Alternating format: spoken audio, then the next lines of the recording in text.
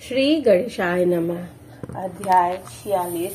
मैना द्वारा भगवान शिव का परीक्षण, उनके रूप को देखकर संतोष का अनुभव, न्याय युवतियों द्वारा वर की प्रशंसा, पार्वती का अंबिका पूजन के लिए बाहर निकलना और देवताओं और भगवान शिव का उनके सुंदर रूप को देखकर प्रसन्न होना। ब्रह्मा जी कहते हैं, नारद तदंतर भगवान शिव प्रसन्नचित हो अपने गणों, समस्त देवताओं तथा अन्य लोगों के साथ कौतूहल पूर्वक गिरिराज हिमवान के धाम में गए।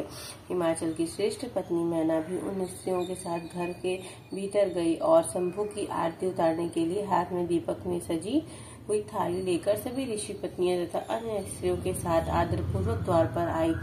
वहां आकर मैना ने संपूर्ण देवताओं से सेवित गिरिजापति महेश्वर शंकर को, जो द्वार पर उपस्थित थे, बड़े प्यार से देखा। उनकी अंग कांति मनोहर चंपा के समान थी।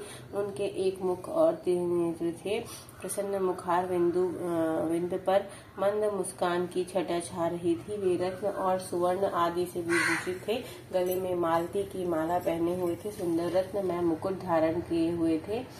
उनका मुखमंडल उज्जवल प्रभा से उद्भासित हो रहा था। कंठ में हार आदि सुंदर आभूषण शोभा दे रहे थे। सुंदर कड़े एवं बाजूबंद उनकी भुजाओं को विभूषित कर रहे थे। अग्नि के समान निर्मल एवं अनुपम, अत्यंत सूक्ष्म मनोहर, विचित्र एवं बहुमूल्य युगल वस्त्र से उनकी बड़ी शोभा हो रही थी। चंदन, अंगर, कस्तूरी और मनोहर कुमकुम के राग से उनके अंग विभूषित थे। उन्होंने हाथ में रत्नमय दर्पण ले रखा था और उनके दोनों नेत्र कजल से सुशोभित थे। उन्होंने अपनी प्रभा से सबको आच्छादित कर लिया था तथा वे अत्यंत मनोहर जान पड़ते थे। अत्यंत तरुण, परम सुंदर और आभरण भूषित अंगों से सुशोभित थे। कामनियों को अत्यंत कामनीय प्रतीत होते थे। उनमें व्याघ्रता का अभाव था। उनका मुखार बिंदु कोटि चंद्रमाओं से भी अधिक आहतयक था। उनके श्री अंगों की छवि कोटि कामदेव से भी अधिक मनोहर थी।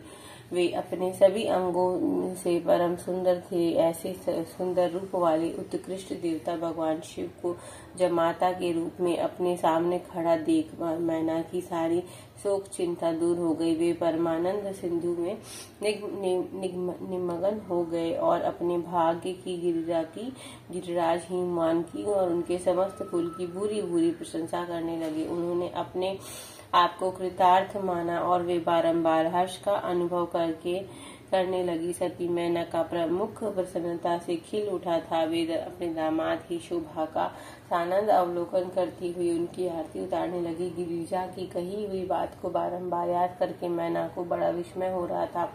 वे हर्षोत्फुल्ल मुखार बिंद से युक्त ही मनियो कहने लगी, पार्वती ने मुझसे पहले जैसे बताया था उससे भी अधिक सौंदर्य मैं इन परमेश्वर शिव के अंगों में देख रही हूँ। महेश्वर का मनोहर लावण्य इस समय अवर्णनीय है। ऐसा सोचकर आश्चर्यचकित हुई मैना अपने घर में भीतर आई।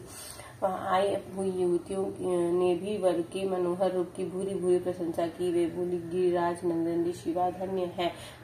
कुछ कन्याएं कहने लगी, दुर्गा तो साक्षात भगवती है। कुछ दूसरी कन्या महारानी मैना से बोली, हमने तो कभी ऐसा वर नहीं देखा और न कभी ध्यान में भी ऐसा वर का अवलोकन किया है। इन्हें पाकर गिरिजा धन्य हो गई। भगवान शंकर का वह रूप देखकर समस्त देवता हर्ष से खिल उठे।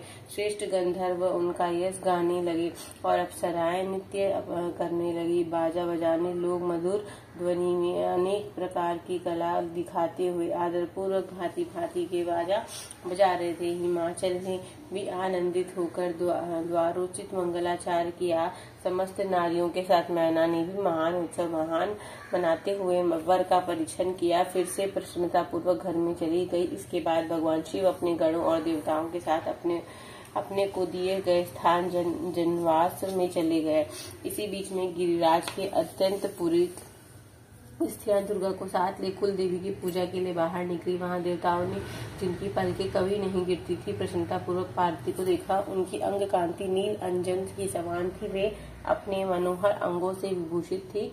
उनका कटाक्ष केवल भगवान त्रिलोचन पर ही आदर पूर्वक पड़ता था, दूसरे किसी पुरुष और उनके नेत्र नहीं जाते थे। उनका प्रसन्न मुख मंद मुस्कान से सुशोभित था।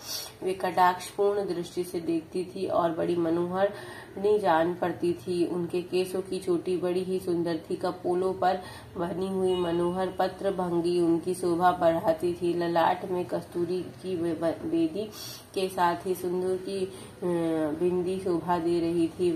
वक्ष स्थल पर श्रेष्ठ रत्नों के सारभूतों हार से दीप्त छिटक रही थी। रत्नों के बने हुए केरू वलय और कंकण से उनकी भुजाएं अलंकृत थी। उत्तम रत्नमय कुंडलों से उनके मनोहर कपोल जगमगा रहे थे। उनकी दंत पंक्तियां मणियों तथा रत्नों की प्रभा को छीन लेती थी, मुख की शोभा बढ़ाती थी। मधु से पूरित अधर और ओष्ठ बिंब फल के समान लाल थे। दोनों पैरों में रत्नों की आभा से युक्त महावर शोभा दे रहा था। उन्होंने अपने एक हाथ में रत्न जटित दर्पण ले रखा था और उनका दूसरा हाथ क्रीड़ा कमल से सुशोभित था। उनके अंगों में चंदन, अगर, कस्तूरी और कुमकुम का अंगराग लगा हुआ था। पैरों में पाजेब बज रहे थे और वे अपने लाल लाल तलुओं के कारण बड़ी शोभा पा रही थी। समस्त देवता आदि ने जगत की आदि कारणा भूता जगत जननी पार्वती देवी को देखकर भक्ति भाव से मस्तक झुका मैना सहित उन्हें प्रणाम किया। त्रिलोचनी शिव ने भी बड़ी प्रसन्नता के साथ कनखियों से उन्हें देखा और उनमें सती की आकृति देखकर अपनी विवाह वेदना को त्याग दिया। शिवा पर आगे आंखें गड़ाकर भगवान शिव उस समय सब कुछ भूल गए। उनके सारे अंगों में रोमांच हो गया। वे हर्ष का अनुभव करते हुए गौरी की ओर देखने लगे। गौरी उनकी आंखों में समा गई थी। इधर कालीपुरी से बाहर जाकर अंबिका देवी की पूजा करने के पश्चात ब्राह्मण पत्नियों के साथ पुनः अपने पिता के रमणीय भवन में लौट आई। भगवान शंकर भी मुझे ब्रह्मा विष्णु और देवताओं के साथ हिमाचल के बताए हुए अपने नियत स्थान पर प्रसन्नता पूर्वक गए। वहां गिरिराज के द्वारा नाना प्रकार की सुंदर समृद्धि से सम्मानित हुए। वे सब लोग सुख पूर्वक ठहर गए और भगवान शिव की सेवा करने लगे। इस तरह अध्याय 46 संपूर्ण होता है। हर हर महादेव की जय। ओम जय शिव ओंकारा, प्रभु हर शिव ओंकारा, ब्रह्मा विष्णु सदा शिव अर्धांगी धारा। ओम जय शिव ओंकारा, एकानन चतुरानन पंचानन राजे, हंसासन गरुणासन वृषवाहन साजे। ओम जय शिव ओंकारा, दो भुज चार चतुर भुज दस भुज अति सोहे, त्रिगुण रूप निरखता त्रिभुवन जन मोहे। ओम जय शिव ओंकारा, अक्षमाला वनमाला रुंडमाला धारी, चंदन मृग मद सोहे भोले शशिधारी। ओम जय शिव ओंकारा, श्वेतांबर पीतांबर बागंबर अंगे, सनकादिक गरुणादिक भूतादिक संगे। ओम जय शिव ओंकारा, कर के मध्य कमंडलु चक्र त्रिशूल धरता, जग करता जग भरता जग संहार करता। ओम जय शिव ओंकारा, ब्रह्मा विष्णु सदाशिव जानत अविवेका, प्रणवाक्षर मध्य ये तीनों एका। ओम जय शिव ओंकारा, काशी में विश्वनाथ विराजत नंदी ब्रह्मचारी, नित उठी भोग लगावत महिमा अति भारी। ओम जय शिव ओंकारा, त्रिगुण शिव जी की आरती जो कोई नर गावे। कहत शिवानंद स्वामी, मन वांछित फल पावे, ओम जय शिव ओंकारा। कर्पूर गौरम करुणावतारम संसार सारम भुजगेन्द्रहारम, सदा वसंतम हृदयारविंदे भवम भवानी सहितं नमामि। कर्पूर गौरम करुणावतारम संसार सारम भुजगेन्द्रहारम, सदा वसंतम हृदयारविंदे भवम भवानी सहितं नमामि।